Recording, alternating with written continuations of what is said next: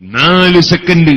اللهم صل على سيدنا محمد الرجلكو اللهم صل على سيدنا محمد وعلى آله وصحبه وسلم. അതിൽ സലാത്തുണ്ട്, സലാമുണ്ട്, ഹബീബായ നബി തങ്ങളുടെ പേരിലുണ്ട്, സഹാബത്തിന്റെ പേരിലുണ്ട്, കുടുംബത്തിന്റെ പേരിലുണ്ട്. ഈ ചെറിയ സലാത്ത് ചൊല്ലാൻ 4 സെക്കൻഡ് മതി. അപ്പോൾ 1 മിനിറ്റിൽ എത്ര സെക്കൻഡ് ചൊല്ലാൻ കഴിയും മോനെ? 12 സലാത്ത് ചൊല്ലാൻ കഴിയുമല്ലേ? എങ്കിൽ 100 സലാത്ത് ചൊല്ലാൻ നമുക്ക് എത്ര മിനിറ്റ് വേണം? 8 മിനിറ്റ്. 8 മിനിറ്റ് കൊണ്ട് 100 സലാത്ത്. ഇനി വേണമെങ്കിൽ നിങ്ങൾ 9 കൂട്ടിക്കോ, വേണ്ട 10 ആക്കിക്കോ. ചോദിക്കട്ടെ, 24 മണിക്കൂർ. 1 മണിക്കൂറിന് എത്രയാണ് മിനിറ്റ് എന്ന് നിങ്ങൾക്ക് അറിഞ്ഞൂടെ? എന്നാൽ 24 മണിക്കൂറിനുള്ളിൽ 10 മിനിറ്റ് നിങ്ങളൊന്ന് തരൂ.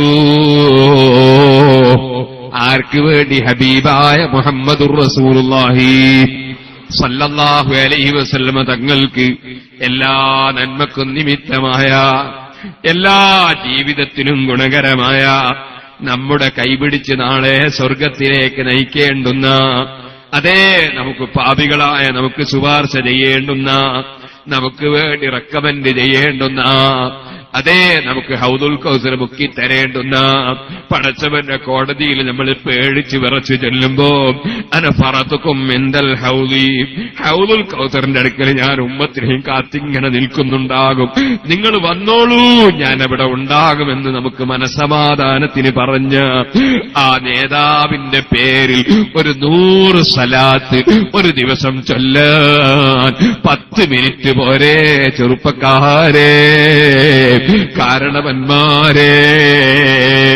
നിങ്ങൾ അൽമദീനയുടെ സൈറ്റിൽ നിന്ന് തിരിച്ചു പോകുമ്പോ മദീനത്തേക്ക് ദിവസം 100 സലാത്ത് ചൊല്ലുമെന്ന് ഉറപ്പിച്ച് തിരിച്ചു പോകണേ.